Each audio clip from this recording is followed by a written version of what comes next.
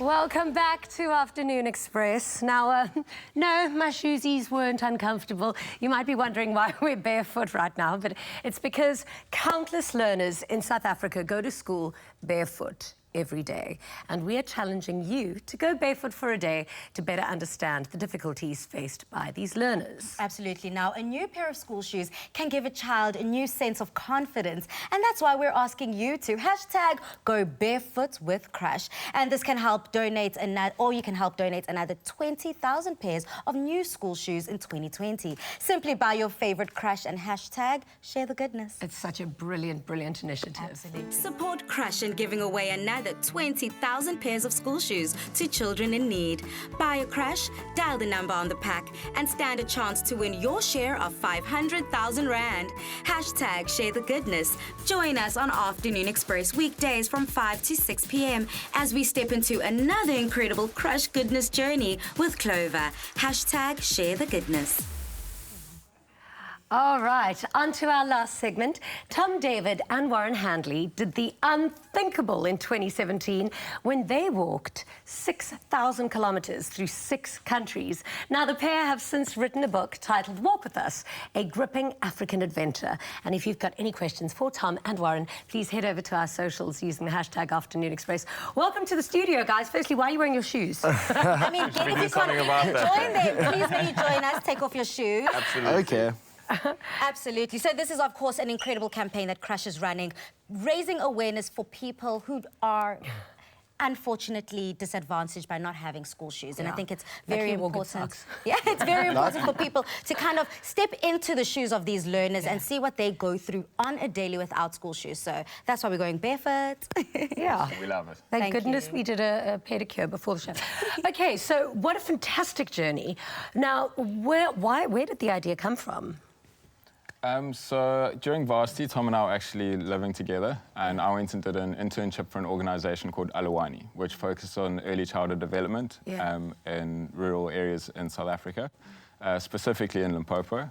And during that time, we were exposed to the incredible work that they were doing, and we felt really inspired by what was going on there, the way that the mothers were caring tirelessly for the children in the community. And we wanted to make a contribution or a commitment to try and ensure that no child should have to walk the journey of life alone. And in communities like Limpopo and you know, all around South Africa, why is it so important to get involved in early childhood development? And what are some of the unfortunate things that we see coming out of these communities? I mean, I think that it's a massive question, but like one of the big things for us, or that stood out most, was, you know, in kind of rural areas, often people have to leave the areas to go into kind of more urban areas to find work. So you find households being parents of young children having to go into bigger cities to find work, or even older siblings having to take on that responsibility.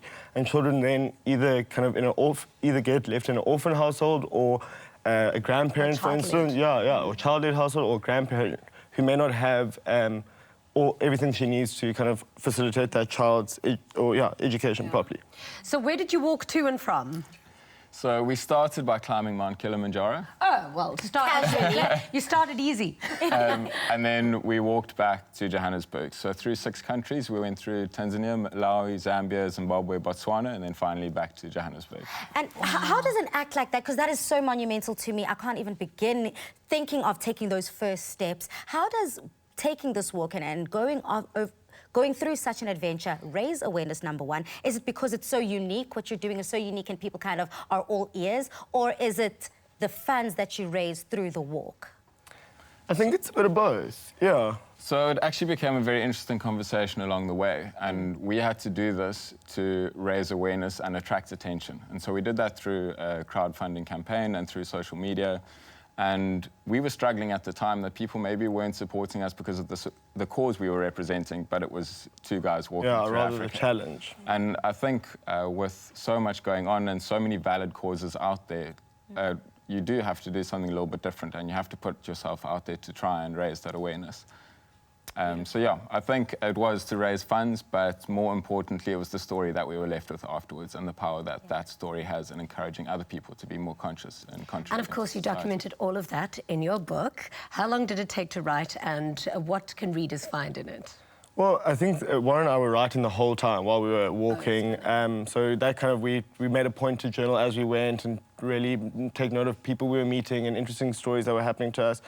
But then when we got back, it kind of took us still a bit of time. I think 14 or so months. I think it's almost a year anniversary to the day that the book came out. Yeah. Happy anniversary. Thank you very much. So yeah, I think readers will not only will they be able to find just a little bit about our story and the route and the adventure that we went on, but also we try to bring it back and kind of ingrain a little bit of a responsibility in others, let people know the responsibility we have in ourselves now. Yeah. And yeah. Well, I really hope everyone at home gets the book. Read it. It is definitely a page turner. Thank you so much for this incredible adventure. I think it looked, amazing. I would have loved to have done that. And, of course, Kilimanjaro. Tomorrow, we're going to be cooking with comedian and MC Donovan Goliath. That's going to be a huge laugh. Until then, good night and God bless.